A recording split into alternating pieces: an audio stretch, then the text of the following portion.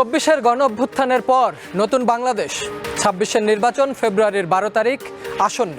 চিরচেনা নির্বাচনের সমীকরণ কি পাল্টে যাবে এবার, নাকি বদলে যাবে আগের সব ধ্যান ধারণা?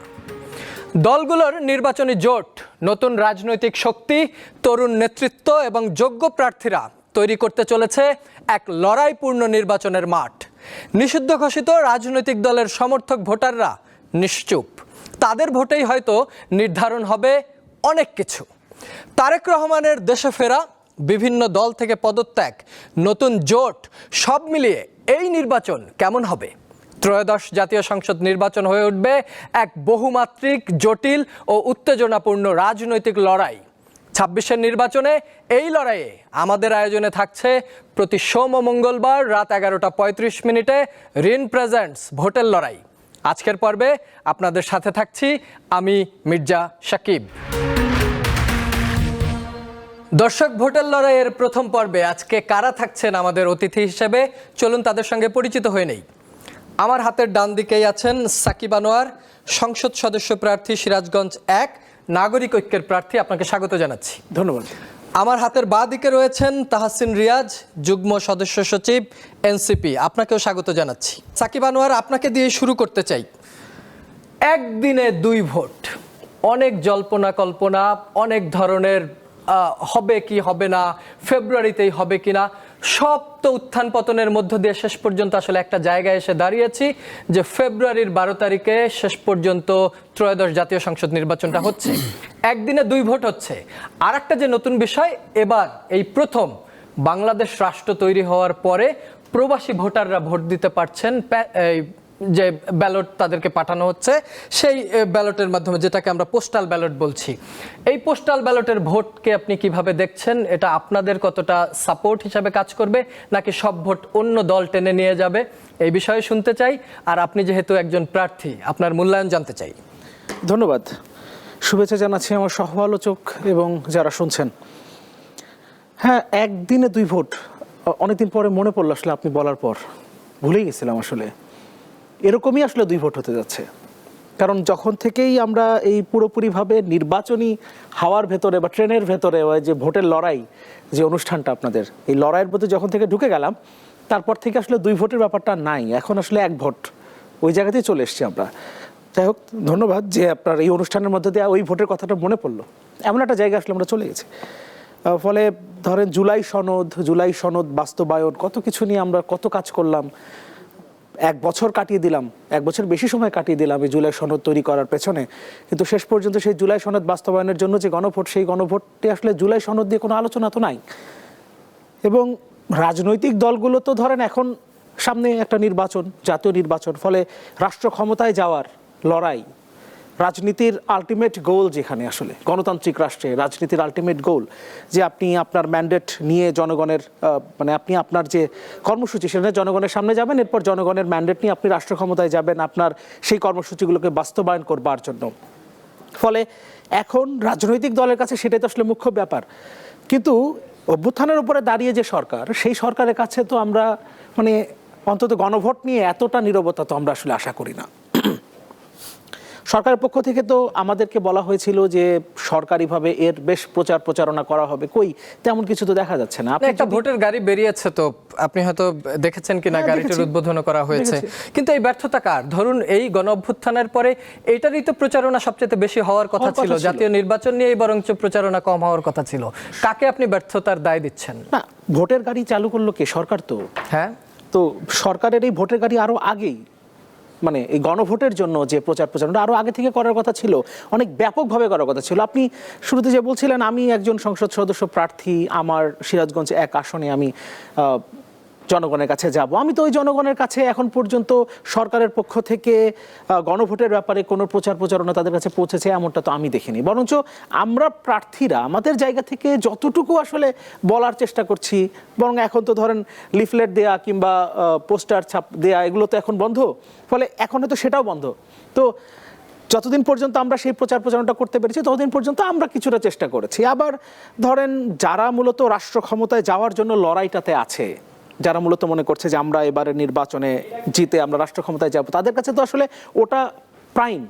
ফলে ওটাকেই তারা সামনে রেখে তারা তাদের মতো করে অগ্রসর হচ্ছে। ফলে মানে আমি আপনাকে একটু বিষয়টাকে একটু ডিফারেন্টভাবে উপস্থাপন করবার জন্য আমি বললাম যে আমি আসলে দুটো ভোটের কথা ভুলে গেছি। আমরা মনে রাখলেও আসলে যাদের মনে রাখার উপরে ডিপেন্ড করে আসলে জনগণের কাছে পৌঁছানো। আমার দল, আমি নাগরিক ঐক্যের প্রতিনিধি, নাগরিকের পক্ষ থেকে আমি সিরাজগঞ্জ 1 আসনে আমি হয়তো প্রতিদ্বন্দ্বিতা করব, কিন্তু আমার দলের কলেবর তো ছোট, এটা তো বাস্তবতা, এটা মানতে হবে। ফলে আমি আমার কলেবর দিয়ে যতটা এই গণভোটের ব্যাপারটা জনগণের কাছে নিয়ে যেতে পারবো, তার থেকে অনেক বেশি যারা বড় রাজনৈতিক দল, যারা সামনে রাষ্ট্র ক্ষমতায় যাবে বলে মনে করছে, তাদের দায়িত্ব আসলে বেশি ছিল, কিন্তু তারা তো আসলে সেটা করছে বলে আমরা দেখছি না। বরঞ্চ সেই জায়গাতে আমরা দেখছি যে এক দল আরেক দলের বিরুদ্ধে অবস্থান নেয়া, এবং আমরা তো বিভিন্ন জায়গায় মানে আমরা তো কনফ্লিক্টিং সিচুয়েশন দেখে ফেলেছি। সিরাজগঞ্জ 1 আসনেও এ ধরনের ঘটনা ঘটেছে। একটা সভায় দুজনই ছিলেন, বিএনপি এবং জামাতের প্রার্থী, এবং সেখানে থেকে ফেরার পথে জামাতের প্রার্থীর গাড়িবহরে হামলা হয়েছে, সেখানে গাড়ি ভাঙচুর করা হয়েছে। এই ঘটনা ঘটেছে আগের রাতে। পরের দিন আবার জামাতের প্রার্থীরা লাঠিসোঁটা নিয়ে আবার শোডাউন করেছে। ঘটনাগুলো ঘটছে এবং পুলিশ সেখানে আসলে মানে কোনো ধরনের কোনো ব্যবস্থা নিচ্ছে না। আমরা এতদিন যেটা দেখে এসেছি, ঘটনা ঘটে যাওয়ার পর তারা ঘটনাস্থল পরিদর্শন করছে, এটাই আসলে তাদের দায়িত্ব। আমি একটা টকশোতে কথা বলছিলাম, আমার সাথে একজন আমার যিনি সহ আলোচক ছিলেন, তিনি বলছিলেন যে আসলে কখনো কখনো পুলিশকে এই ধরনের অবস্থান নিতে হয়, কারণ বড় একটা রাজনৈতিক দলের বিরুদ্ধে যদি তারা আসলে অ্যাকশনে যায় তাহলে পরিস্থিতি আরও খারাপ হতে পারে। তাহলে দেখেন, যদি এটা পুলিশের মনস্তত্ত্ব হয়ে থাকে তাহলে কি হতে পারে বড় রাজনৈতিক দলকে, সেটা তো আমরা জানি। এখন পর্যন্ত তো নির্বাচনের হাওয়াটা অতটা গরম হয় নাই, তাই না? যখন আস্তে আস্তে এই হাওয়াটা আরো বেশি গরম হবে, তখন তো এই কনফ্লিক্ট আরো বাড়তে থাকবে। এখন তখন যদি আইন শৃঙ্খলা রক্ষাকারী বাহিনী চিন্তা করে যে বড় রাজনৈতিক দলের বিরুদ্ধে কোনো অ্যাকশনে যাওয়া যাবে না, তাহলে পরিস্থিতি আরো খারাপ হবে। তাহলে আসলে আমরা কোথায় যাব, জনগণ কোথায় যাবে? আমরা কোথায় যাব, এই এই এই জায়গাটাতেই থাকতে চাই। আপনার কাছে হয়তো এই প্রশ্ন আমি আবারও করব, কিন্তু একটু তাহসিন রিয়াজের কাছে যেতে চাই। ওই একই প্রশ্ন, তাহসিন রিয়াজ, একদিনে 2 ভোট, কোন ভোটকে গুরুত্ব দিচ্ছেন, নাকি দুটোকেই গুরুত্ব দিচ্ছে এনসিপি? যেহেতু আপনারা জুলাই আন্দোলনের পর যে গঠিত দল, বা জুলাই আন্দোলনের স্টেক হোল্ডারদের মধ্যে অন্যতম যারা, তারাই এখানে আছে। আর এবারই প্রথম বিদেশে থাকা বাংলাদেশি নাগরিকরা পোস্টাল ব্যালটে ভোট দেওয়ার সুযোগ পাচ্ছে। এই দুটোকেই আপনি কিভাবে দেখছেন? আন্তরিকভাবে ধন্যবাদ জানাচ্ছি যারা আমাকে শুনছেন। আমার সাথে আমার যে বিজ্ঞ আলোচক, তাকেও ধন্যবাদ জানাচ্ছি, অভিনন্দন জানাচ্ছি। দেখুন, আমি যদি একটু এভাবে করে বলি, আপনি যদি ঐকমত্য কমিশনের পুরো আলোচনাটাকে রিভিউ করেন, এখানে আমাদের দলগত যে পজিশন ছিল, এই দলগত পজিশনে সংস্কারের পক্ষে সবচেয়ে বেশি বোল্ড পজিশন এটা কিন্তু এনসিপির ছিল। এবং আপনি যদি প্যারালালি যদি চিন্তা করেন, যতগুলো সংস্কার প্রস্তাবনা এসছে, মোস্ট অফ দি সংস্কার প্রস্তাবনাগুলোও কিন্তু আমাদের দ্বারা প্রপোজড হয়েছে সেখানে। আপনি যেই আজকে পোস্টাল ব্যালটের কথা বলছেন, এটা তো পোস্টাল ব্যালট আসলে রূপরেখাটা কেমন হবে বা তাদের কাছ থেকে ভোট কী পদ্ধতিতে আপনি কাস্ট করে নিয়ে আসবেন, তো পরে সিদ্ধান্ত হয়েছে। বাট আপনি খেয়াল করলে দেখবেন, আপনি এনসিপিতে এখনও যদি আপনি আমাদের বিভিন্ন সময়কার নিউজ এবং সোশ্যাল মিডিয়া ঘেটে দেখেন, আমরা কিন্তু এর অনেক পূর্ব থেকেই আমরা কিন্তু প্রবাসীদের, কারণ আপনি দেখবেন যে জুলাই আগস্টের যে অভ্যুত্থান এবং আজকের যে সফলতা, এই সফলতার পেছনে কিন্তু প্রবাসীদের সবচেয়ে বড় গুরুত্বপূর্ণ অবদান ছিল। রেমিটেন্স বন্ধ হওয়ার ঘটনা থেকে শুরু করে যদি আপনি দেখেন, কিন্তু আনফর্চুনেটলি বাংলাদেশ কখনোই মানে তাদের এই অধিকারের কথা ভাবে নাই। আমি জানি না কেন ভাবে নাই, এটা যারা পুরাতন রাজনৈতিক দলগুলো আছে তারা ভালো রিপ্লাই করতে পারবে। বাট আমরা কিন্তু ওটার প্রয়োজনীয়তার সাথে সাথে অনুভব করেছি, এবং আমরা খুব বোল্ডলি, এবং আমি আজকে আপনি হিস্ট্রি ঘেটে দেখেন, অনেক বড় বড় রাজনৈতিক দলও কিন্তু এটার বিপক্ষে কিন্তু অবস্থান তৎকালীন সময় নিয়েছিল। কাজেই এটা আমাদের কাছে অত্যন্ত গুরুত্বপূর্ণ, প্রবাসীদের ভোট কাস্টিংটা, এবং তাদেরকে এই রাষ্ট্র নির্মাণের যে প্রক্রিয়া, দেখেন তাদের থেকে কিন্তু আপনি রেমিটেন্স নিচ্ছেন, আপনার ফরেন রিজার্ভের একটা বড় অংশ কিন্তু তার দ্বারা ফিল আপ হচ্ছে। বাংলাদেশে যখন খুব সংকটময় মুহূর্ত, বেল আউট সিচুয়েশন যখন তৈরি হয়, আপনি তখন কিন্তু প্রবাসীদেরকে খুঁজেন। আপনি যখন রাষ্ট্রের যখন অর্থ উপদেষ্টাকে জিজ্ঞাসা করেন যে আজকে আমার ব্যাংকের রিজার্ভের কি অবস্থা, তখন কিন্তু অর্থ উপদেষ্টাই খুব আনন্দ নিয়ে বলে যে বিগত সকল সময়ের থেকে বেশি এবার আমার ফরেন রিজার্ভ বাড়ছে, কারণ রিমিটেন্স বেশি আসছে। কাজেই দেখেন, তারা বাংলাদেশের অত্যন্ত গুরুত্বপূর্ণ একটা অংশ, এবং এটা আমাদের জন্য অনেক মানে আমাদেরকে অনেক গুড ফিল দেয় যে তাদেরকে আমরা সামগ্রিকভাবে, এই ধরেন আমি ক্রেডিট ক্লেম করলাম না, বাট যারাই এই প্রক্রিয়ার মধ্যে ছিল, সংস্কার প্রক্রিয়ার মধ্যে ছিল, 5 তারিখের একটা বড় অর্জন কিন্তু এটা। কাজেই এটাকে আমরা সেলিব্রেট করি, এটাকে আমরা এনজয় করি, এবং আমরা ফিল করি যে রাষ্ট্র গঠনের যে লড়াইটা আমরা চালু করেছি, এখানে তাদের একটা বড় অবদান থাকবে। আপনি যেটা বলেছেন যে দেখেন 2টা ভোট, এখানেও আমাদের একটা বোল্ড পজিশন ছিল। আমরা যদিও ফ্লেক্সিবল ছিলাম, কারণ 2টা বড় দল কিন্তু এই বিষয় নিয়ে দ্বন্দ্বে ছিল, আগে হবে না ওই দিন হবে। আমরা বলেছি যে ভাই আপনারা ডিসাইড করেন হোয়াট উই নিড, আমরা চাই গণভোটটা হোক এবং এই গণভোটটা সংস্কারের পক্ষে হোক, জুলাই সনদের পক্ষে হোক। কাজেই দেখেন আমি সাকিব আনোয়ার ভাইয়ের সাথে একদম এগ্রি করে যে একটা প্রসঙ্গে যে এখানে সরকারের কিন্তু একটা বড় দায় আছে, প্যারালালি আমাদেরও দায় আছে, আমরা যারা বিভিন্ন পলিটিক্যাল স্টেক আমাদেরও দায় আছে, আমাদেরকেও জনগণকে এটাতে কনভিন্স করতে হবে যে ভাই এটা একটা গুরুত্বপূর্ণ মানে মতামত, কিন্তু রাষ্ট্র নির্মাণ আগামী রাষ্ট্র। আপনি 5 আগস্টে রক্ত ঝরাইলেন, 5 আগস্টে আমরা অসংখ্য মানে ছাত্র জনতাকে আমরা মরতে দেখলাম এই রাষ্ট্রে। কাজেই তারা কেমন রাষ্ট্র চিন্তা করেছিল, তাদের চিন্তাকল্পে কিরকম রাষ্ট্র তারা মানে এটাকে ভিজুয়াল করেছিল, এটার একটা রিফ্লেকশন কিন্তু আসলে আপনার এই জুলাই সনদের মাধ্যমে বাস্তবায়িত হবে। কাজেই দেখেন এটা একটা কমিটমেন্টের অংশ। কাজেই আমরা তো সকলকে বলছি যে গণভোটে আমাদেরকে পার্টিসিপেট করতে হবে, গণভোটকে আমাদের প্রায়োরিটি দিয়ে প্রমোট করতে হবে। কিন্তু রাষ্ট্রের যে ব্যর্থতার জায়গাটা আমরা দেখেছি, দেখেন রাষ্ট্র আসলে অনেকগুলো জটিল ডিবেটে আমার কাছে মনে হচ্ছে এঙ্গেজ হয়েছে রিসেন্ট ডেইজে। কাজে এই জটিল ডিবেটে রাষ্ট্রের এঙ্গেজ হওয়ার এখন দরকার ছিল না। আপনি যেই মুহূর্তে তফসিল ঘোষণা করে দিয়েছেন, ওই তফসিল ঘোষণা করার পর থেকে আপনার কি ফোকাস হওয়ার কথা দুইটা, আপনি আইন শৃঙ্খলা ঠিক রাখবেন, আপনি একটা সুষ্ঠু ভোটের জন্য যা যা করার দরকার করবেন। ভোটের কথা যখন আসবে তখন আপনি গণভোটকে প্রায়োরিটি করবেন, কারণ আপনি কিন্তু এই গণভোটের আলটিমেট অভিভাবক। দেখেন আমি বা আমার দল, বিভিন্ন দল, তারা যখন তাদের জায়গায় জায়গায় গিয়ে তারা যখন নির্বাচনী প্রচারণা করবে, তারা তার মার্কার প্রচারণা করবে। যদিও আমি ফিল করি যে তারা প্যারালালি তার ভোটের কথা বলা উচিত, কিন্তু মৌলিকতার জায়গা যদি চিন্তা করে সে তো মার্কার কথা বলবে। সাকিব আনোয়ার ভাই কিন্তু ভুল বলেন নাই। কাজে দেখেন যখন এককেন্দ্রিকভাবে কেউ তার দলগত পজিশন থেকে মার্কার কথা বলবে, গণভোটের কথা বলবে কে? এই দায়িত্বটা তো আমরা রাষ্ট্রকে দিছিলাম। রাষ্ট্রই তো সংস্কার প্রস্তাবনাগুলোকে অ্যাকোমোডেট করছে, এটাকে কারা হচ্ছে আপনার ফ্যাসিলিটেট করছে, রাষ্ট্র করছে। কাজেই রাষ্ট্রের পক্ষ থেকে আমাদের কাছে মনে হয়েছে ওভারঅল পুরো ভোট নিয়েই প্রচারণা কম, গণভোট নিয়ে তো সাহিত্য যখন ভোট নিয়ে প্রচারণা কমে, গণভোট নিয়ে প্রচারণা কমে যাবে। একটা গাড়ি বের করছে, আমি জানি না সাকিব ভাই আপনি কি এই গাড়িটা রাস্তাঘাটে এখন পর্যন্ত নিজে দেখছেন কিনা? না, রাস্তাঘাটে দেখি নাই, আমরা শুধু এই যে উদ্বোধনের দিনের ফুটেজ চালিয়েছি। কাজেই দেখেন এটা একটা খুবই মানে আমি জানি না, একটা রাষ্ট্র যখন বলে যে আমি একটা গাড়ি বানালাম, এতগুলো উপদেষ্টাকে নিয়ে এই গাড়ি আবার উদ্বোধনও করতে হয় তার। আপনি দেখছেন কি জাঁকজমকপূর্ণ প্রোগ্রাম। জাঁকজমক যদি নাও বলি, আপনি সংসদের পাদদেশে এত বড় একটা গাড়ি আপনি উদ্বোধন করতেছেন, ভাই ইট ক্যারিজ সাম কস্ট, তাই না? কিন্তু আনফর্চুনেটলি ওই গাড়ি আমি জানি না সাকিব আনোয়ার ভাই দেখছেন কিনা, আমিও দেখি না এখন পর্যন্ত। কাজে দেখেন আবার শুনছি 8টা না 9টা গাড়ি বের হবে। কই ভাই, আমি 8টা 9টা গাড়ি বের হলে তো একটা গাড়ি কমসে কম আমি উইটনেস করতাম।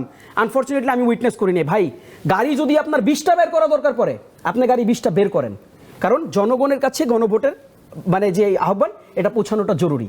এবং আমি আপনার এই যে এই শোয়ের মাধ্যমে দেখেন আমি অ্যাপিল করতে চাই টু এভরিওয়ান, যারাই আমাদের এই রাষ্ট্রচিন্তার সাথে সম্পৃক্ত, যারাই বাংলাদেশকে সঠিক একটা সুন্দর গণতান্ত্রিক রাষ্ট্র হিসাবে তারা চিন্তা করে দেখতে চায়, এটা আমাদের প্রত্যেকের গণভোট। কিন্তু আপনি পূর্বের গণভোটের টার্নআউটগুলো দেখেন, যখন জিয়াউর রহমান সাহেবের সময় যখন হলো, আপনি খালেদা জিয়া যখন করলেন, এরশাদ সাহেব যখন করলেন, আপনি টার্নআউটটা খেয়াল করেন কিন্তু ইটস অ্যাবভ 90, এবং লোয়েস্ট যেটা ছিল এটাও 85-এর কাছাকাছি। আমি রিসেন্টলি গুগল করে দেখছিলাম। কাজেই এটা কিন্তু আমাদের জন্য একটা বড় চ্যালেঞ্জ। আর আরেকটা শঙ্কার বিষয় আছে, সেই শঙ্কার বিষয়টা হচ্ছে আমাদের প্রচণ্ড রকম তীক্ষ্ণ একটা দৃষ্টি রাখা দরকার যে কেউ কেউ কি তার নিজের স্বার্থে, নিজের দলের স্বার্থে, নিজের দলের ম্যানিফেস্টোর স্বার্থে এই এই এই টিপিক্যাল যে মানে পার্লামেন্টারিয়ান যে সিস্টেম, এই সিস্টেমকে জিয়ে রাখতে কেউ কেউ কি এই গণভোটের বিপক্ষে অবস্থান নিয়ে না ভোটের পক্ষে ক্যাম্পেইন করতেছে কিনা। যারা না ভোটের পক্ষে ক্যাম্পেইন করবে আপনাকে বুঝতে হবে তারা জুলাই সনদের বিপক্ষে না ভোটের ক্যাম্পেইন করতেছে, তার মানে তারা সরাসরি জুলাই আন্দোলনের বিপক্ষে অবস্থান নিচ্ছে। এটা আমাদের তীক্ষ্ণ দৃষ্টিতে রাখা দরকার। হ্যাঁ, আপনার নোট অফ ডিসেন্ট আছে, you can talk to the people, আপনার নোট অফ ডিসেন্টের ব্যাপারে আপনি জনগণকে কনভিন্স করেন। If they want then he can or she can give their opinion, but thing is আপনাকে জুলাই সনদের যে মানে যে এটার যে ওয়েট, এটাকে কিন্তু আপহোল্ড করতে হবে, because it directly connect with July গণঅভ্যুত্থান। আমি আরেকটা বিষয় সাকিব আনোয়ারের কথা থেকেই নিয়ে আসতে চাই। উনি যেমন বলছিলেন যে সিরাজগঞ্জে নির্বাচনী প্রচারণা করতে গিয়ে হামলার শিকার হয়েছে, পুলিশ শেষে এসে শুধু দেখে গেছে। আমরা বাংলা সিনেমাতে যেরকম দেখতাম যে ঘটনা ঘটে যাওয়ার পর পুলিশ আসে, কখনো অ্যারেস্ট হয়, কখনো বা অ্যারেস্ট হয় না। এখন এই জাতীয় নির্বাচনের আগেও যদি পুলিশ ঘটনা ঘটার পরে আসে এবং এসে দেখে চলে যায়, তাহলে কি আমি গণভোট বলেন আর আমি বা সাকিব আনোয়ার একজন প্রার্থী হিসাবে ভোট চাইতে কি বড় দলের কাছে তিনি অসহায় বোধ করবেন না? এই জায়গায় কি রাষ্ট্রের করণীয় কি? দেখেন আমি খুব দুঃখের একটা কথা বলি, মানে আমরা তো রাষ্ট্রকে মানে it's been a very long, কিন্তু আমরা পলিটিক্সে হয়তো আপনার সাথে কখনো আমাদের আসার সুযোগ হয় না আওয়ামী লীগের কারণে, but we have been witnessing since 2011।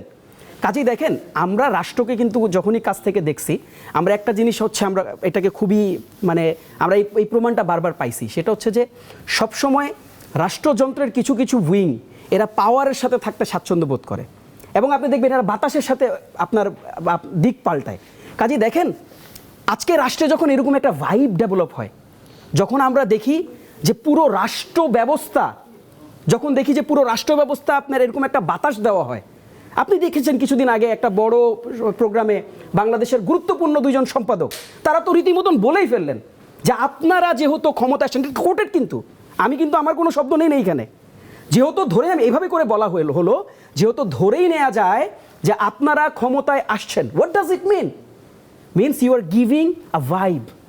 কাদেরকে এই ভাইব দিচ্ছেন ভাই? জনগণকে দিচ্ছেন না, কিন্তু জনগণ তো তার ভোটের জন্য তার ম্যান্ডেট ডিসাইড করবে। কাজে দেখেন, যখন এই ধরনের ভাইব ডেভেলপ করা হয় তখন কি হয় জানেন, তখন ওই যে লোকাল যে একজন ওসি ভাই, সে কিন্তু অসহায় ওর এলাকায়, সরি আমি ওর করে বলছি, ওনার এলাকায় সে অসহায়। কাজে দেখেন, সে পাওয়ারের সাথে থাকতে স্বাচ্ছন্দ্য বোধ, চিন্তা করে যে ভাই 2 দিন পর তোমার ইলেকশন শেষ হবে, এমপি হবে সেই ভদ্রলোক, ফিডায় ফাডায় হইলেও যদি একটা এমপি হয় তার আন্ডারে তো আমার থানায় থাকতে হবে। কাজেই তার পক্ষে অবস্থা নেই। এই ধরনের ঘৃণ্য, এই ধরনের মানে যদি বলি মানে বাজে চিন্তার ইন্টেনশনের যদি অবস্থান কেউ নিয়ে থাকে, দেখেন ভাই 5 আগস্টের পরে বাংলাদেশটাকে আমরা এইভাবে করে দেখি নাই। কাজেই এই ব্যবস্থাটা নিতে হবে মূলত রাষ্ট্রকে তার অ্যাকশন ভিউ পয়েন্ট থেকে। যে গাল গল্প বলা হয় ভাই, এই গাল গল্পে তো আসলে মানুষ বেশি, সাকিব আনোয়ার ভাই এটাকে উইটনেস করে আসছে, হি ক্যান আন্ডারস্ট্যান্ড। যেখানে বিএনপি জামাতের এরকম একটা মারমুখ অবস্থান থাকে, এবং ওসি আইসা বা সেখানে মানে প্রশাসনিক লোকজন আইসা যদি বলে না আমরা আসলে যে প্রদক্ষিণ করতে আসছি এখানে কী হয়েছে, এই ধরনের অবস্থান থাকলে আলটিমেটলি যেটা হবে, ভোটটা বিতর্কিত হবে। কাজেই ভোটটা আমাদের সবাইকে, এটা কিন্তু শুধু বিএনপির একার দায়িত্ব না।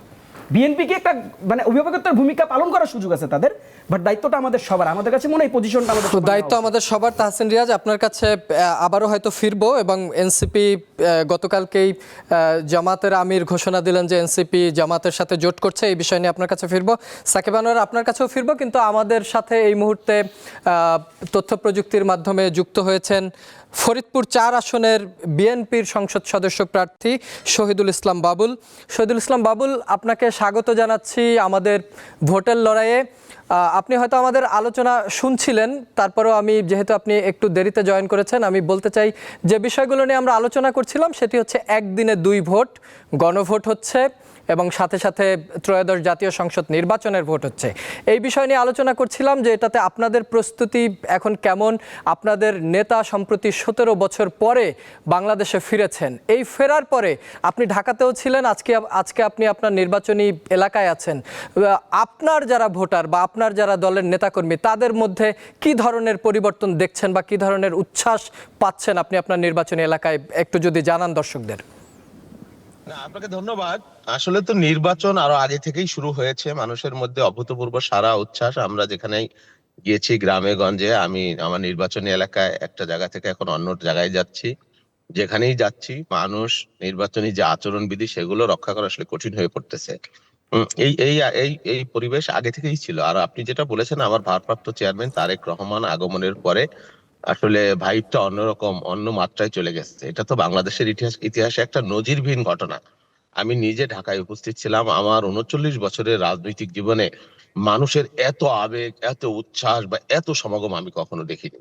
শুধুমাত্র একজন মানুষকে, একজন দলের একজন নেতাকে তারা বরণ করবার জন্য যে অভাবনীয় ত্যাগ স্বীকার করেছে, যে আবেগ দেখেছি, এটা এটা একটা সত্যি বাংলাদেশের ইতিহাসে একটা অন্যরকম ব্যাপার, এবং বাংলাদেশের মানুষ বহুকাল মনে রাখবে। এবং তার আগমনের মধ্যে দিয়ে নির্বাচনের যে কিছুটা হলেও শঙ্কা, সন্দেহ বা ধূম্রজাল ছিল, সেই পরিবেশটা অনেকাংশে কেটে গেছে। এখন মানুষ আস্থা করছে বা মানুষ বিশ্বাস করছে যে নির্বাচনটা হয়ে যাবে। এর আগেও উনি প্রত্যাবর্তনের আগে এরকমও বলা হয়েছে, কেউ কেউ বলেছে অনেক দায়িত্বশীল, মানে না তারেক রহমান তো আসবে না, নির্বাচনের তফসিল হবে না, নির্বাচন হবে না, নানান রকমের ব্যাপার যে শঙ্কা ছিল সেটা কেটে গেছে। এবং আমি মনে করি এটা বাংলাদেশের, আগামী বাংলাদেশের জন্য একটা খুবই মানে একটা গুরুত্বপূর্ণ সময় এবং গুরুত্বপূর্ণ পরিবেশ, গুরুত্বপূর্ণ বাস্তবতা। নির্বাচনটা যদি না হয় তাহলে কিন্তু বাংলাদেশ একটা কঠিন বিপদের মধ্যে পড়ে যাবে, এবং এই বিপদ থেকে বাংলাদেশ সত্যিকার অর্থে একটা ব্যর্থ রাষ্ট্র হয়ে যাওয়ার সম্ভাবনা। সেই বাস্তবতা থেকে বিএনপি বা তারেক রহমানের এই প্রত্যাবর্তন একটা ঐতিহাসিক বা উল্লেখযোগ্য অবিস্মরণীয় ঘটনা হয়ে থাকবে আগামী বাংলাদেশের জন্য। থ্যাংক ইউ আপনাকে। এবং তারেক রহমান ফেরার পর আপনি তো এখন আপনার নির্বাচনী এলাকাতে আছেন, আমি যে বিষয়টি জানতে চাচ্ছিলাম যে মাঠ পর্যায়ের যারা নেতাকর্মী আছে আপনার দলের, তাদের মধ্যে কি কোনো ধরনের পরিবর্তন লক্ষ্য করছেন? না, রুট লেভেলের অধিকাংশ নেতাকর্মী আমি জেনেছি তারা ঢাকায়ও গিয়েছিল, তারা খুব মানে উচ্ছ্বসিত, স্বাভাবিকভাবে 17 বছর পর যে প্রিয় মানুষ, প্রিয় নেতা যিনি এসছেন, আসার পরে আমার নেতাকর্মী তো বটেই, বাংলাদেশের মানুষের মধ্যেও একটা উচ্ছ্বাস, একটা আবেগ বা একটা স্পিরিট, একটা আনন্দ, এটা আমরা দেখছি এবং বাস্তবতা এটা।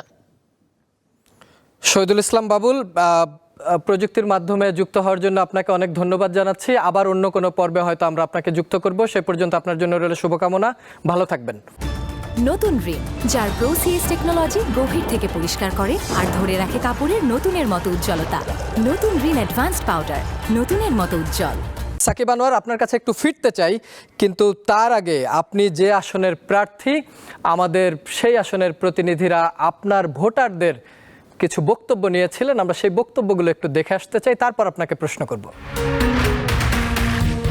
এমন একটা সুষ্ঠু নির্বাচন চাই যে নির্বাচনের মাধ্যমে সাধারণ জনগণের ভোটাধিকার থাকে এবং সেই নির্বাচনের মাধ্যমে একটা সুষ্ঠু নিরপেক্ষ নির্বাচিত সরকার গঠন করে। এলাকায় ভালো উন্নয়নের কাজ করবে, জনগণের ভালো হবে, আমরা এটা চাই। চরের লোকজনের অনেক সমস্যা আছে, নদী ভাঙনের সমস্যা আছে। এই জিনিসগুলো যারা জনপ্রতিনিধি হবে তাদেরকে দেখতে হবে। আর সর্বকথা আমাদের জনপ্রতিনিধি আমাদের কেমন হতে হবে, যারা সৎ হবে। আমরা যাকে ভোট দেবো সেজন্য দেশের জন্য ভালো কাজ করে, দেশের উন্নয়নের কাজ করে, নিরাপদে জীবনযাপন করতে পারি, আমরা ব্যবসা বাণিজ্য যেন আমাদের সুষ্ঠুভাবে করতে পারি এবং চাঁদাবাজি এবং মানে দখলদারি থেকে আমরা মুক্ত চাই।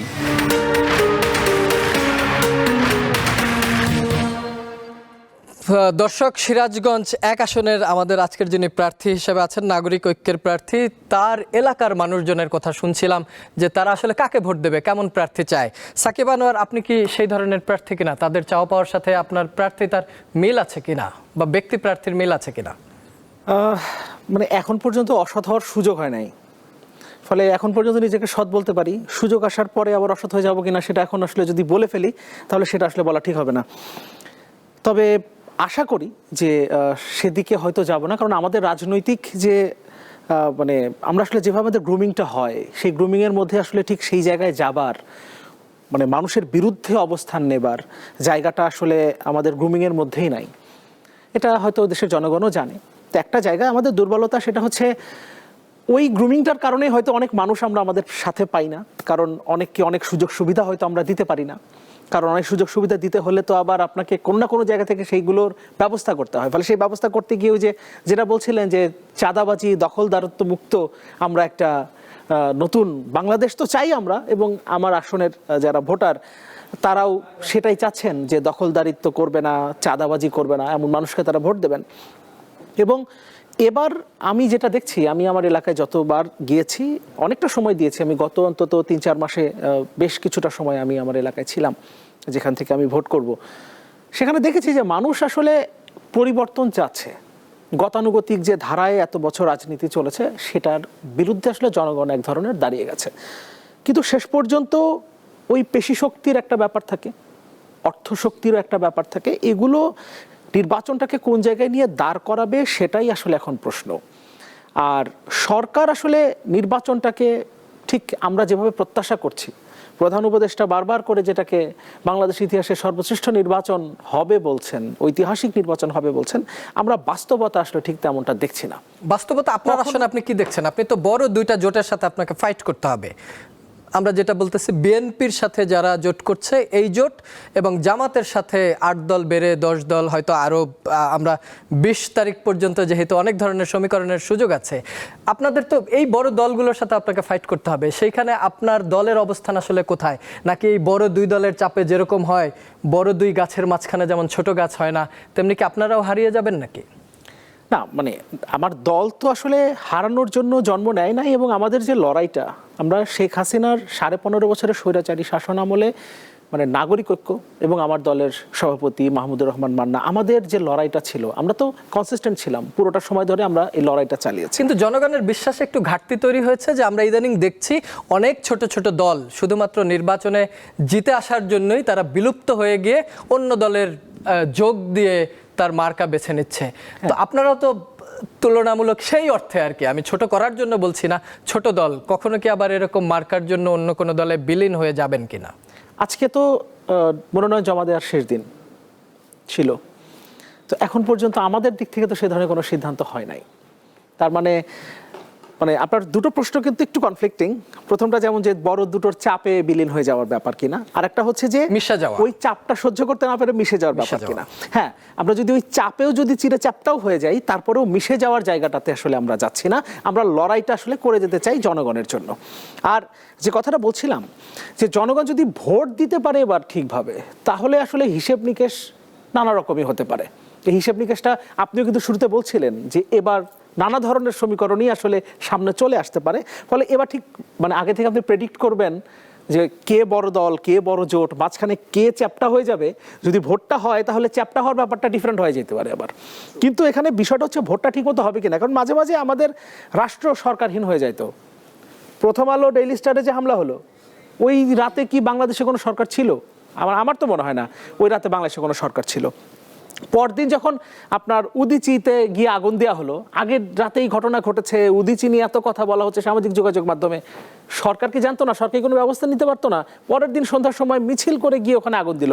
ফলে মাঝে মাঝে যেটা হয় যে আমরা অনেক সময় একটু কনফিউজড হয়ে যাই, এই মুহূর্তে কি বাংলাদেশে কোনো সরকার আছে?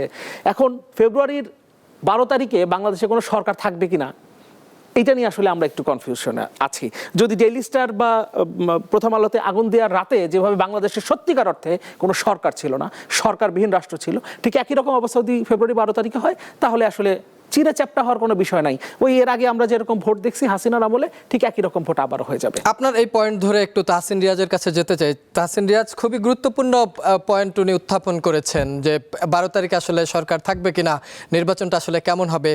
আপনারা গতকাল একটি জোটে প্রবেশ করেছেন, আপনারা জুলাইয়ের স্টেক হোল্ডার, অন্যতম দাবিদার রাজনৈতিক দল করেছেন। কখনো কখনো আপনাদের বিরুদ্ধে এই কথাও উঠেছে যে আপনারা সরকারের গৃহপালিত দল কিনা। সেই অনেক ধরনের বিতর্ক আছে, আপনাদের অনেক নেত্রীরা বেরও হয়ে গেল দল থেকে। কেমন হচ্ছে এই জোট? এই জোটের সম্ভাবনাই বা কতটুকু? দেখুন, তার আগে আমি ওই প্রশ্নটির উত্তর দিই যে আমরা আসলে রাষ্ট্রের গৃহপালিত দল ছিলাম কিনা। দেখেন, রাষ্ট্র তো আমাদেরকে কোনো প্রিভিলেজ দেয়নি, অ্যাডভান্টেজ দেয়নি বস্তুত। কিভাবে দেয় নাই আপনি দেখেন, আমরা যদি রাষ্ট্রের মদতপুষ্ট কোনো দল হয়ে থাকি, যেই দিন সংসদ ভবনের পদদেশে আপনার জুলাই ঘোষণাপত্র দেওয়া হলো, সেদিন আমাদেরকে ছাড়া এই রাষ্ট্রই তো ঘোষণাপত্র জারি করলো অন্য সকল দলকে নিয়ে। জুলাই সনদ, আমি কারেকশন করছি, জুলাই সনদ স্বাক্ষরিত হলো, সেখানে এনসিপি ছিল। সেখানে কি এনসিপি স্বাক্ষর করলো? তো এনসিপির দল, এনসিপির সরকার ডক্টর মোহাম্মদ ইউনুসকে নিয়োগ করলো এনসিপি, পলিটিক্যাল রেটরিকটা তো এরকম এনসিপির ব্যাপারে, এবং সকল উপদেষ্টা এনসিপির। তাহলে এই এত একটা শক্তিশালী একটা ক্যাবিনেট আমাদের, হ্যাঁ, যেখানে প্রধান উপদেষ্টা আমাদের কথায় উঠে বসে, সেখানে জুলাই সনদে এনসিপি বললো আমরা যাবো না, তার প্রোগ্রাম ক্যান্সেল হয়ে যাওয়ার কথা ছিল। কিসের বড় দল বিএনপি, জামাত ইসলামী, কিসের আদার পলিটিক্যাল পার্টিস? এনসিপির সরকার তো এটা হয় নাই। তো এনসিপিকে তো তারা মূল্যায়ন করে নাই। এবং আপনি খেয়াল করে দেখেন, এনসিপি ওই দিন যে রাইটফুল পজিশন নিয়েছিল, আপনি পরবর্তীতে তো আমরা দেখেছি, পরবর্তীর ক্রোনোলজিটা আপনি ফলো করেন, কাজেই দেখেন এই রাষ্ট্রের সর্বোচ্চ যেই অ্যাডভান্টেজটা, আমি জানি না যে এনসিপি দল হিসাবে আপনারা যেই প্রেডিকশনটা সবসময় করেন যে এনসিপি কি আসলে কতটুকু অ্যাডভান্টেজ পেয়েছে, আমার কাছে মনে হয় না যে এনসিপি কোনো পয়েন্টে আসলে কোনো এক্সট্রা প্রিভিলেজ পেয়েছে। র্যাদার আপনাকে প্রশ্ন করতে হবে যে আর কোন কোন দল এই অ্যাডভান্টেজগুলো পাচ্ছে এখনো। আপনি একটু আজকের বাংলাদেশের দিকে একটু তাকিয়ে দেখেন, পুরো রাষ্ট্রযন্ত্র কাদের পেছনে ঘুরছে। আপনি আজকের দিনে একটু ডিসি এসপিদেরকে একটু পার্সোনালি ফোন দিয়ে জিজ্ঞেস করে দেখেন কাদের চাপে তারা মামলা নেয় না। আপনি আজকের দিনে একটু দাঁড়ায় জিজ্ঞেস করে দেখেন যারা লোকাল নিউজ, আপনাদের যারা জার্নালিস্ট আছে, একটু খেয়াল করে দেখেন, একটু প্রশ্ন করে দেখেন যে তাদের উপর কারা চেপে বসে আছে। এই উত্তরটা পাওয়া সহজ, কিন্তু এই উত্তর আপনি এবং আপনার এই টিভি মিডিয়া আপনাদের সাংবাদিকতার ইথিক্সের জায়গা থেকে প্রচার করবেন কিনা, সেটা বোধহয় বড় একটা প্রশ্ন। কাজেই দেখেন, সরকার থাকবে কিনা 12 তারিখে, আজকে ভাই যে কথাটা বললেন, সরকার থাকবে কিনা 12 তারিখে, এটা আমাদেরও প্রশ্ন। বাট হোয়াট উই এক্সপেক্ট, সেটা হচ্ছে সরকারকে রাখতে হবে 12 তারিখের রাত্রে, সরকারকে অ্যাক্টিভ রাখতে হবে আমাদেরকে। আমাদের ভোট এটা দীর্ঘ 16 বছর 17 বছরের লড়াইয়ের পর আসা ভোট আমাদের দরজায়। কাজেই আমার ভোট আমার জন্য তো আমানত। আমার আসনে আমি সাকিব আনোয়ার ভাইকে বলতে চাই যে উনি ভোট করছেন, আমি ভোট করছি না, বাট উনার আসনের ভোট উনাকে পাহারা দিতে হবে।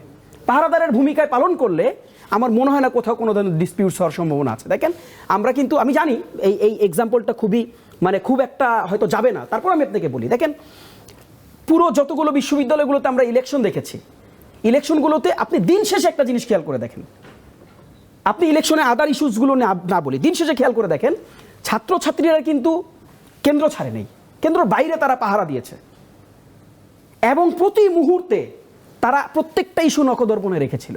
কাজে দেখেন আমার কাছে মনে হয় যে আমাদের সাধারণ জনগণের মধ্যে ওই স্পৃহাটা জন্ম নিয়েছে। সাকিব আনোয়ার ভাই বললেন না যে তার এলাকার লোকজন কিন্তু একটা পরিবর্তন চায়, কাজেই যে পরিবর্তন চায় সে সেদিন ঘুমাবে না, যে পরিবর্তন চায় সে সেদিন দুপুরে জোট করে বাসায় খিচুড়ি রান্না করে খাবে না, সে ভোট কেন্দ্রের বাইরে প্রয়োজনে আগুন জ্বালাবে এবং ওই আগুন জ্বালাবে ওইখানে বসে দেখে সে খিচুড়ি খাবে এবং ভোট পাহারা দিবে। কারা ভোট চুরি করবে আগামীর বাংলাদেশে তাদের নামও তো আমরা বড় অক্ষরে লিখে দিব যদি কেউ ভোট চুরি করতে চায়।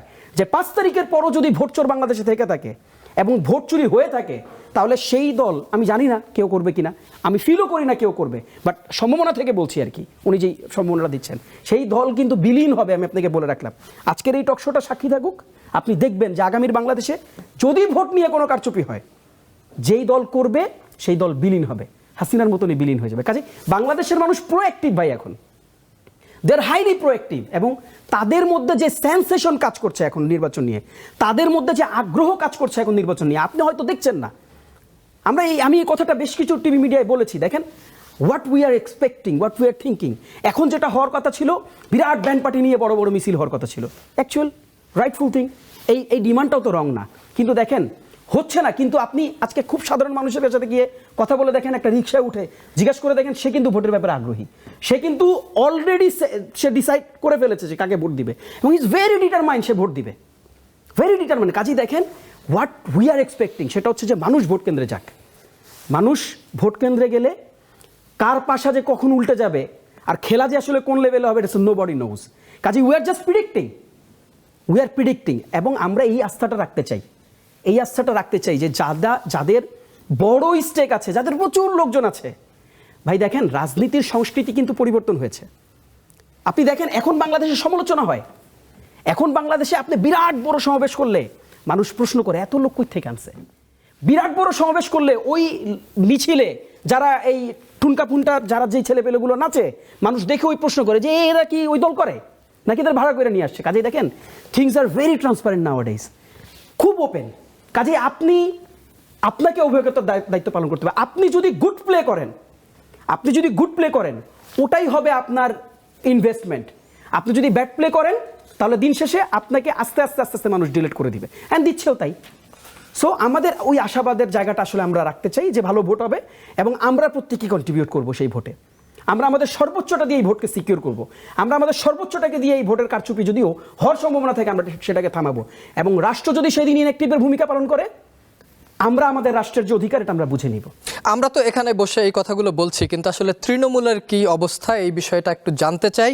আমাদের divisional senior broadcast journalist Runa Ansari Chattogram থেকে আমাদের সাথে যুক্ত হচ্ছেন প্রযুক্তির মাধ্যমে। রুনা আনসারির কাছ থেকে একটু জানতে চাই, রুনা আপনি নিশ্চয়ই আমাকে শুনতে পাচ্ছেন, যে বিষয়টি জানতে চাই সেটি হচ্ছে চট্টগ্রামের একজন বীর বিক্রম মুক্তিযোদ্ধা যার একটি দল রয়েছে এলডিপি এবং তারা আজকে গতকাল তারা জামাতের সাথে জোটবদ্ধ হয়েছে এবং কর্নেল অলি আহমেদ এর আগেও চট্টগ্রামের 2টি আসনে নির্বাচন করেছেন। তার আসনগুলো আসলে কোন কোন আসন, সেই আসনে তার কি অবস্থান, এই বিষয়গুলো নিয়ে একটু জানতে চাই। চট্টগ্রাম 6 আসনে গতকালকেই বিএনপি তার প্রার্থী পরিবর্তন করেছে, প্রভাবশালী পরিবারের গিয়াস কাদের চৌধুরীকে বাদ দিয়ে অন্য আরেকজনকে প্রার্থী করেছে। চট্টগ্রামের রাউজান এই অঞ্চলগুলোতে পেশি শক্তি এবং সন্ত্রাসের অভয়ারণ্যের মতো একটা জায়গা ছিল। সব মিলিয়ে যদি বলেন, আপনি নিশ্চয়ই আমাদের স্টুডিওর আলোচনাও শুনছিলেন, ঢাকাতে বসে রাজধানীতে বসে কথা বলা হয়তো অনেক সহজ, চট্টগ্রামে বসে ভোটের আলোচনা করা কি এতটাই সহজ? আপনাকে ধন্যবাদ। আমি প্রথমে যদি বলতে চাই, কর্নেল অলি সাহেবের যে আসন 14, চট্টগ্রাম 14, সেখানে মূলত তিনি তো গতকাল তারা অন্য একটি দলের সাথে তারা জোট বেঁধেছেন। তবে চট্টগ্রাম কর্নেল অলির যে এটি একটি আতুর ভর ছিল ভোটের, সেখানে আজকে যাকে বিএনপি থেকে মনোনয়ন দিয়েছেন জসিমউদ্দিন, তিনি সাবেক আওয়ামী লীগ সরকারের সময়কার উপজেলা চেয়ারম্যান ছিলেন। এই বিষয় নিয়ে কিন্তু আজকে সারা দিন চট্টগ্রামের যে 14 আসন চন্দনা, সে আসনের যারা ভোটার, সাধারণ ভোটার যারা, তাদের মধ্যে ব্যাপক কিন্তু আলোচনা চলছে। সামাজিক যোগাযোগ মাধ্যমে সেই জসিমউদ্দিনের বিভিন্ন ছবি তারা বিভিন্নভাবে পোস্ট করা হচ্ছে। সেই সময়কার আওয়ামী লীগ সরকারের সময়কার বিভিন্ন মন্ত্রীদের সাথে এবং আওয়ামী লীগের বিভিন্ন মিছিল মিটিং এ তার ছবি, এগুলো নিয়ে আসলে যখন বিএনপির এই প্রার্থীকে নিয়ে খুব বেশি সমালোচনা চলছে, সে সময় কর্নেল অলি সাহেবরা আরেকটি দলের সাথে যে জোট বেঁধেছেন, এটা নিয়েও কিন্তু সমালোচনা করছে সাধারণ ভোটাররা।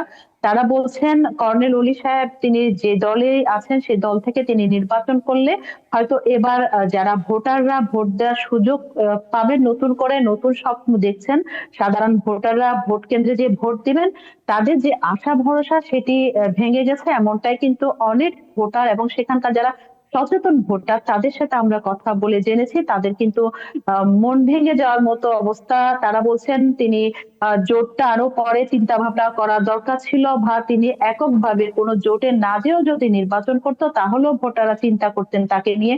যেহেতু জাতীয়তাবাদী দল থেকে যাকে দেওয়া হয়েছে সে হচ্ছে একজন বিতর্কিত প্রার্থী, এবং হঠাৎ করে তাকে দেওয়াতেও কিন্তু এখানকার চন্দনায় সে যারা সাধারণ বিএনপির যারা কর্মী, নেতা কর্মীরা রয়েছে বা সাধারণ ভোটার যারা রয়েছেন, তাদের ভিতরেও কিন্তু আমরা খুব দেখেছি, যেহেতু যাকে দিয়েছেন সে হচ্ছে বিগত যে ফ্যাসিস্ট সরকার, আওয়ামী লীগ সরকারের আমলকার তিনি উপজেলা চেয়ারম্যান ছিলেন, এবং সে সময়কার যে ব্যানার্জি ছিলেন পুলিশ কর্মকর্তা, ঊর্ধ্বতন কর্মকর্তা, ব্যানার্জির সাথেও তার বেশ কিছু ব্যবসায়িক লেনদেনের কেলেঙ্কারির ঘটনাও কিন্তু পুরো দেশের মানুষ জানে।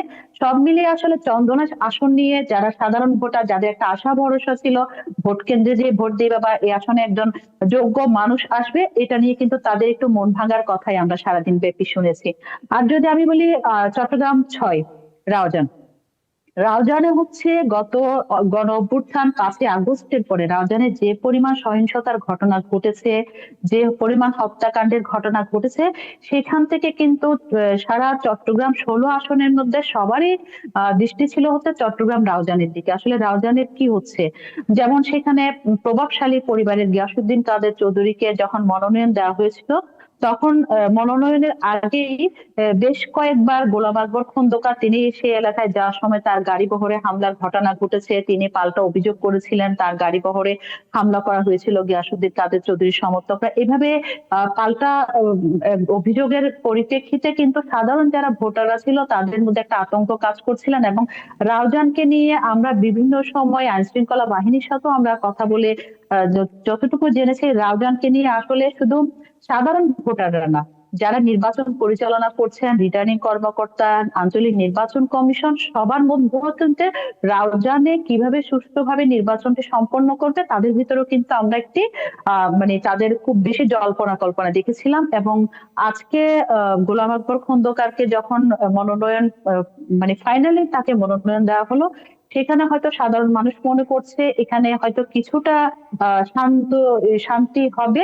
এবং আবার আরো একটি বিষয়, যেহেতু গিয়াসউদ্দিন কাদের চৌধুরীর পরিবার জাতীয়তাবাদী বিএনপির জন্য অনেক অবদান রয়েছেন তাদের, এবং তাদের পরিবারের থেকে একজন প্রার্থী অলরেডি রাঙ্গুনিয়ায় আছেন, যেটি সালাউদ্দিন কাদের চৌধুরীর ছেলে হুমাম কাদের চৌধুরী, সে প্রার্থী রয়েছেন। সেক্ষেত্রে হয়তো রাউজানেরটা যদি তাকে ব্যালেন্সও করা হয়, সেক্ষেত্রে কিন্তু খুব বেশি প্রভাব পড়বে না, দলীয়ভাবে প্রভাব পড়বে না। কিন্তু এখন যেহেতু তাকে বাদ দিয়ে আরেকজনকে দেওয়া হয়েছে, এখন সে যদি আরেকটি কথা, আমরা আজকে কিছুক্ষণ আগে আমরা বিভিন্ন সে এলাকার বিভিন্ন বিএনপির লোকজনের সাথে কথা বলে যেটুকু জেনেছি, তিনি হয়তো স্বতন্ত্র থেকে নির্বাচন করতে পারেন। যদি করেন সেক্ষেত্রে আসলে ভোটের মাঠ কেমন হবে রাউজান, দেখা যাচ্ছে কি চট্টগ্রামের সবচেয়ে বেশি এই মুহূর্তে আলোচনার মানে শীর্ষবিন্দু কেন্দ্রতে আছে হচ্ছে রাউজান, সাতকানিয়া এবং হচ্ছে ফটিকছড়ি, এই 3টি আসন। এই 3টি আসনের দিকে সবচেয়ে বেশি মানুষের নজর, এবং রাউজান যেহেতু এখনই আজকের মধ্যে একটি মনোনয়ন পরিবর্তন করে একজনকে দেওয়া হয়েছে, আগামীকাল থেকে আসলে রাউজানের পরিবেশ কেমন হবে, ভোট তো হচ্ছে আপনার ফেব্রুয়ারির 12 তারিখ, কিন্তু এই যে মাঝখানে একটি মাস ফেব্রুয়ারি 12 তারিখ, এই 1 মাস 12 দিনের পরিস্থিতি রাউজানে কেমন হবে সেটা নিয়ে কিন্তু রাউজানের মানুষের মধ্যে একটা আতঙ্ক আপনার ভয় এবং মানে সাধারণ মানুষের ভিতরে অনেক জল্পনা কল্পনা কাজ শুরু করে দিয়েছে। সেটি হচ্ছে আজকে সকাল থেকে আমরা দেখেছি। আপনারা নিশ্চয়ই জানেন গত মাসে আইন শৃঙ্খলা বাহিনীর বিভিন্ন অভিযানে বেশ কিছু অস্ত্র উদ্ধার করা হয়েছে রাউজান থেকে। যারা অস্ত্র নিয়ে ধরা পড়েছিলেন তাদের তথ্য মতে রাউজানে কিন্তু এখনো পর্যন্ত বিপুল অস্ত্র রয়েছে। এই যে ভোটের পরিবর্তন, আপনার মনোনীত ব্যক্তিকে পরিবর্তন করা, এই বিষয়গুলো আসলে এখন ভাবিয়ে তুলেছে রাউজানের সাধারণ ভোটারদেরকে।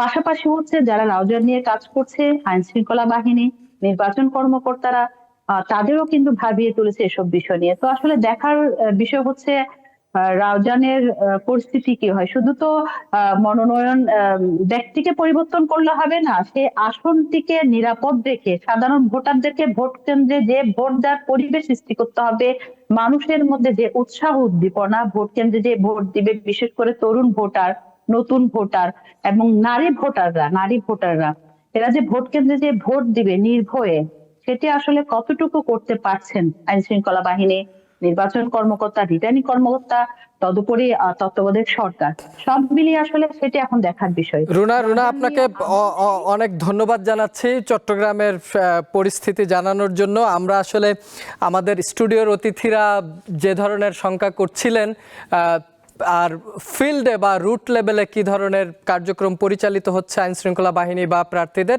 সে বিষয়গুলো উঠে এসেছে। আমরা নিশ্চয়ই আপনার এই আলোচনা ধরে স্টুডিওতে আমাদের আলোচনার খোরাক যোগাবে। নতুন রিন, যার প্রো সিএস টেকনোলজি গভীর থেকে পরিষ্কার করে আর ধরে রাখে কাপড়ের নতুনের মতো উজ্জ্বলতা। নতুন রিন অ্যাডভান্সড পাউডার, নতুনের মতো উজ্জ্বল। আমরা একটা বিভাগের বিষয়টা জানলাম যে চট্টগ্রামে, এবং ঝুঁকিপূর্ণ ভোট কেন্দ্রের হিসাব আপাতত বা নাই করলাম। কি হতে যাচ্ছে আসলে? মাস তিনেক আগে সম্ভবত একটা রিপোর্টে এসেছিল যে এই মুহূর্তে 66% 66 to 67% সম্ভবত ঝুঁকিপূর্ণ কেন্দ্র।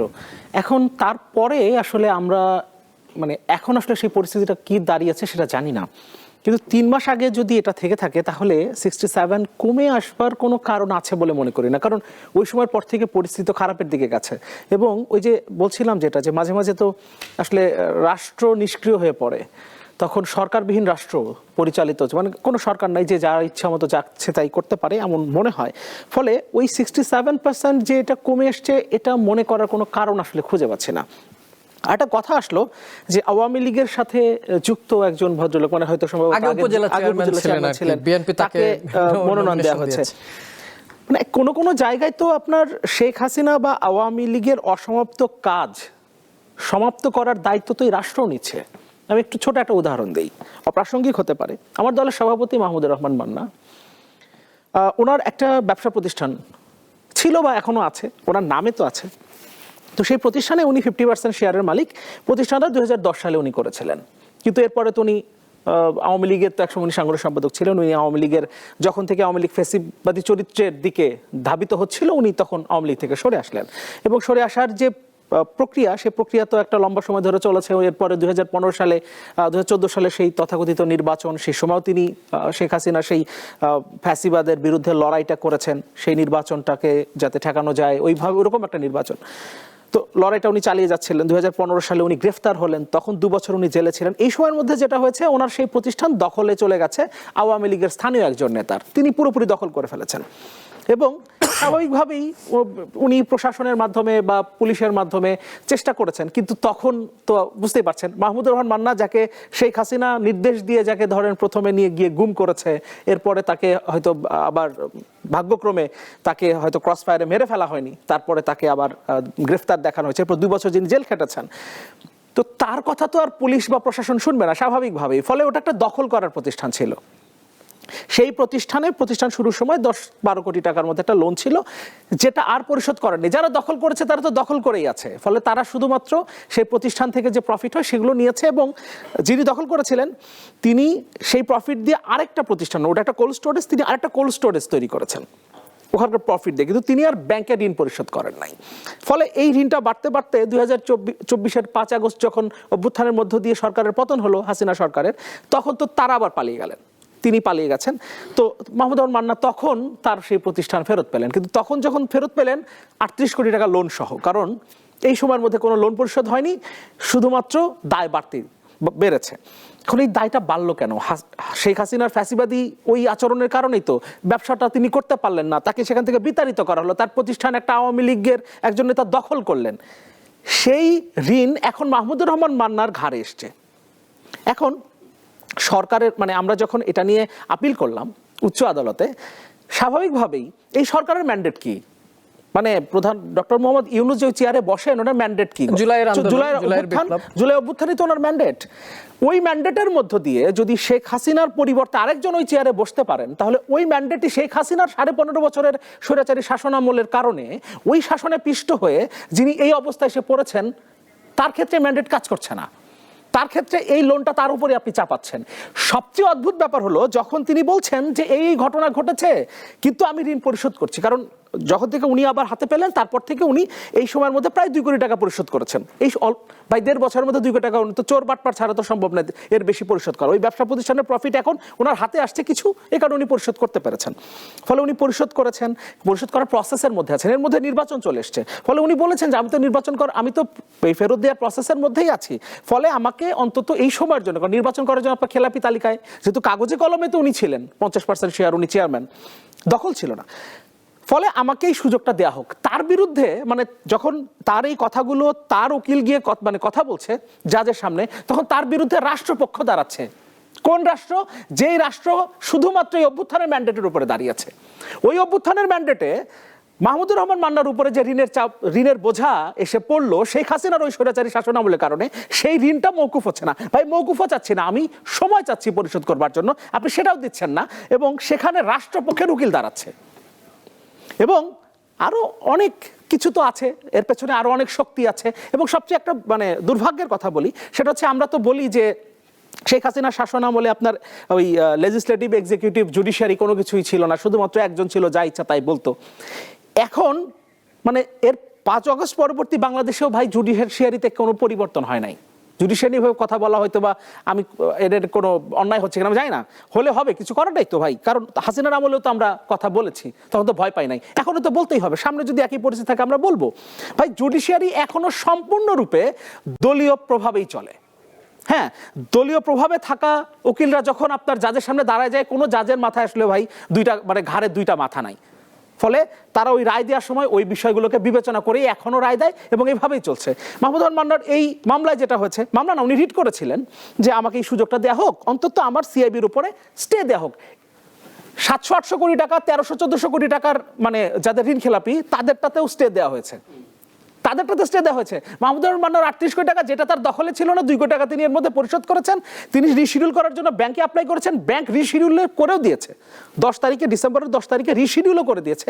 সেটার ব্যাপারে তিনি যখন স্টে চাচ্ছেন সেই স্টে দিচ্ছে না। এমনকি অদ্ভুত ব্যাপার হলো 22 তারিখে একটা কোর্ট এই স্টে দিয়েছিল 8 তারিখ পর্যন্ত, জানুয়ারি 8 তারিখ পর্যন্ত। তাহলে এর মধ্যে তিনি তো 29 তারিখে নির্বাচনের জন্য তিনি মনোনয়নপত্র জমা দিতে পারতেন।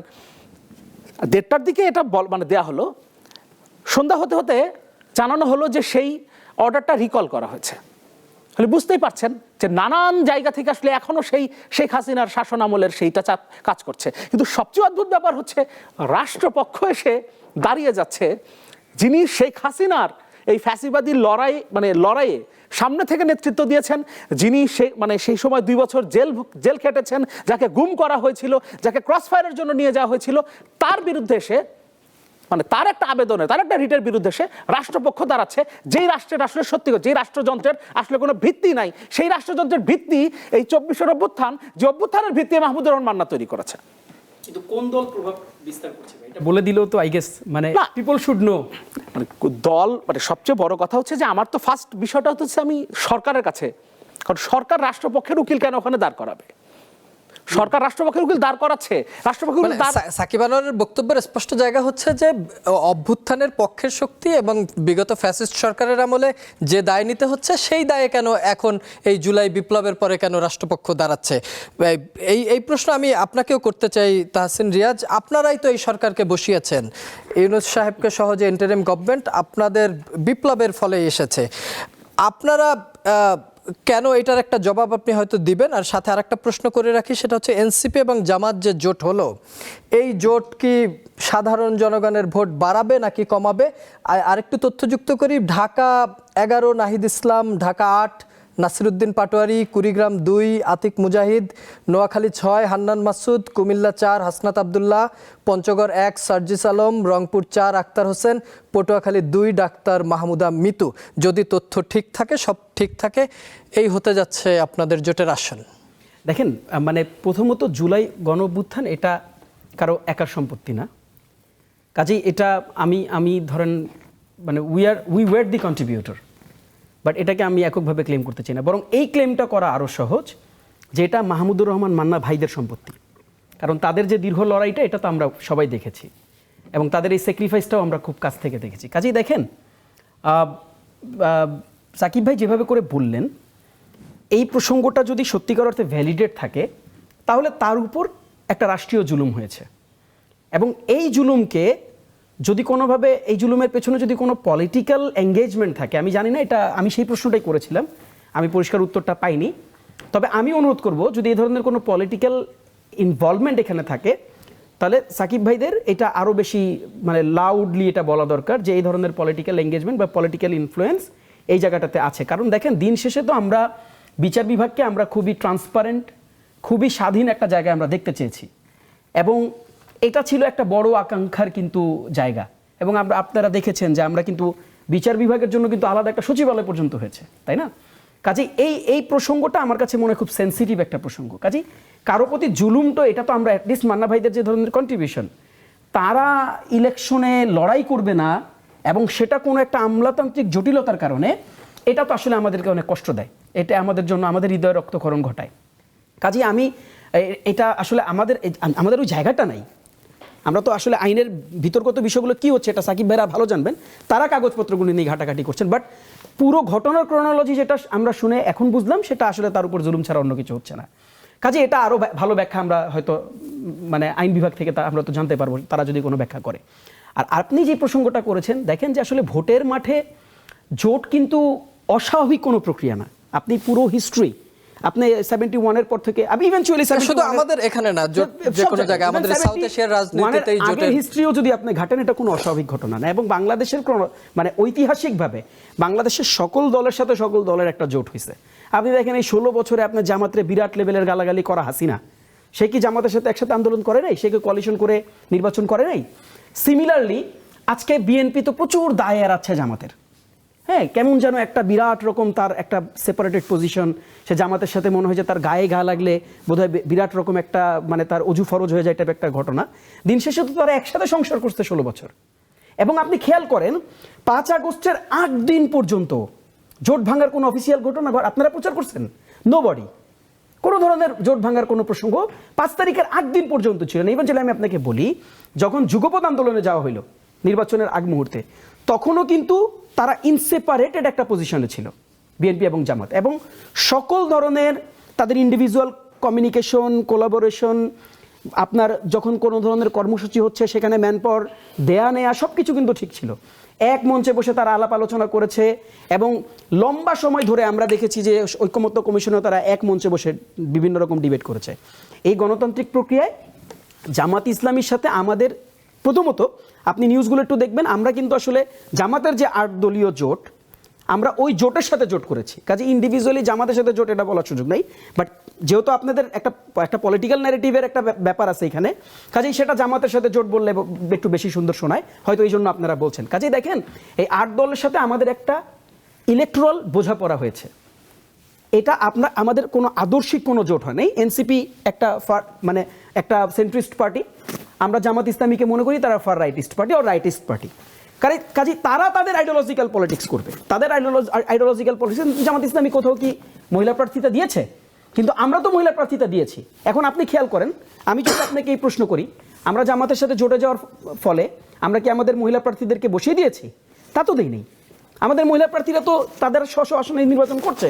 কাজেই দেখেন, এটা মোটেও কোনো আদর্শিক জোট না। ভোট শেষ হবে, ভোটের পরে ভিন্ন কথা হতে পারে, ভোটের পরে ভিন্ন আলাপ হতে পারে, এবং সেই সময় কি ধরনের আলাপ হবে সেটা আমরা নোবডি নোজ। কাজেই দেখেন, মানে এটাকে একটা ন্যারেটিভ নির্মাণের একটা প্রচেষ্টা আছে, একটা কালার দেওয়ার প্রচেষ্টা আছে, পলিটিক্যাল কালার, যেটা আমরা বিগত 16 বছর দেখেছি।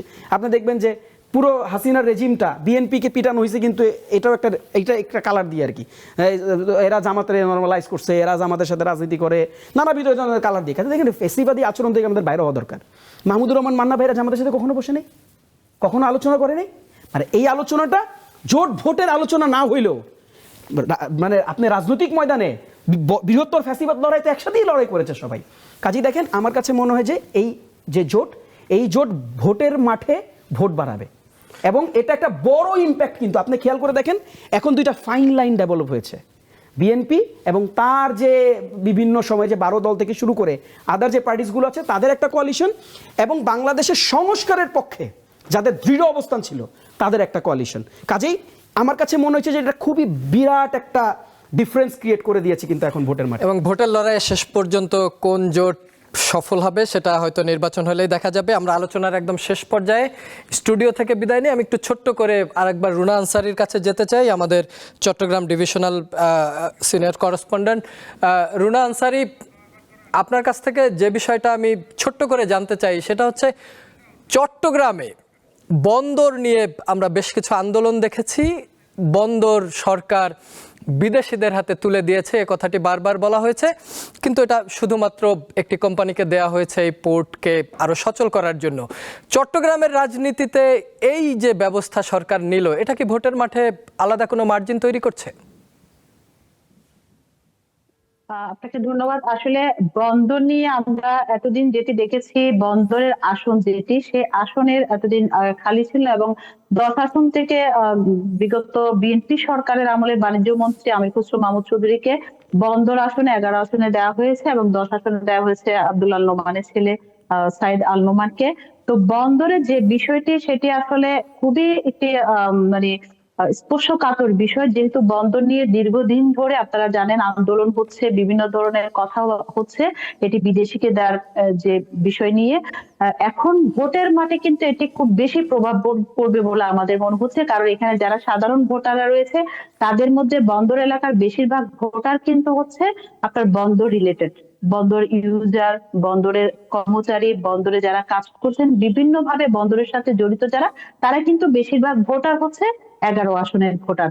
তো সব মিলিয়ে কিন্তু এই বিষয়টি এই ভোটের মাঠে কিন্তু অনেক বেশি প্রভাব পড়বে বলে আমরা মনে করছি। তো এখানে যেহেতু একজন সাবেক বাণিজ্য মন্ত্রীকে দেওয়া হয়েছে, সেক্ষেত্রে তিনি আসলে ভোটারদেরকে কিভাবে কনভিন্স করবেন, কিভাবে ভোটারদেরকে এই বিষয়টি মানিয়ে ভোট কেন্দ্রে আনবেন, এবং ভোটের মাঠটা কিভাবে আসলে জমজমাট করবেন, এটি কিন্তু তার মানে বুদ্ধিমত্তা দিয়ে কিন্তু এটি প্রমাণ করতে হবে 12ই ফেব্রুয়ারি, এবং আগামী যে প্রচারণার সময় সেটি তাকে প্রমাণ করতে হবে। এবং যেহেতু আবার আরেকটি বিষয়, তিনি কিন্তু সাবেক যে আমাদের চেম্বারের কিন্তু উনি পরিচালকও ছিলেন, ওনার ভাইও সেখানে বর্তমান চেম্বারের দায়িত্ব পালন করছেন।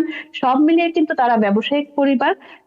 তো বন্দরের এই ইস্যুটাকে হয়তো তিনি তার বুদ্ধিমত্তা দিয়ে বা রাজনৈতিক যে অভিজ্ঞতা, দীর্ঘদিনের সে অভিজ্ঞতা দিয়ে তিনি এটি তার আয়ত্তে আনতে পারবেন বলে সাধারণ যারা ভোটার রয়েছেন বা বিএনপি সমর্থিত যারা রয়েছেন তারা এটি আশা করছেন। তো সব মিলিয়ে আসলে আপনি নিশ্চয়ই জানেন, ভোট মানে হচ্ছে ক্ষণে ক্ষণে রং পরিবর্তন। রুনা, আমরা একদম আলোচনার শেষ পর্যায়ে চলে এসেছি, আপনাকে থামাতেই হচ্ছে। আপনি যে তথ্যটি দিয়েছেন, এই বন্দরের বিষয়টি শেষ পর্যন্ত ভোটের মাঠে একটা ফ্যাক্টর হতেও পারে। অনেক ধন্যবাদ রুনা আনসারি আমাদের সঙ্গে যুক্ত হওয়ার জন্য। দর্শক, আমরা একদম আলোচনার শেষ পর্যায়ে। সাকিব আনোয়ার, আপনাকেও ধন্যবাদ, আমরা আর প্রশ্নে ফিরতে পারছি না। তাহসিন রিয়াজ, আপনাকেও ধন্যবাদ জানাচ্ছি, এবং প্রযুক্তির সঙ্গে যারা যুক্ত ছিলেন। দর্শক, ভোট এবার শুধু ব্যালট বাক্সে সীমাবদ্ধ নয়, ভোট আছে প্রবাসে, আছে রাজপথে, আছে ক্ষোভ আর প্রত্যাশায়। কে জিতবে কে হারবে তা ঠিক করবে জনগণ। সেই হিসেবেই আমরা রাখছি ভোটের লড়াইয়ে। দেখা হবে আগামী পর্বে রিন প্রেজেন্টস ভোটের লড়াই। সে পর্যন্ত সবার জন্য রইল শুভকামনা। শুভরাত্রি।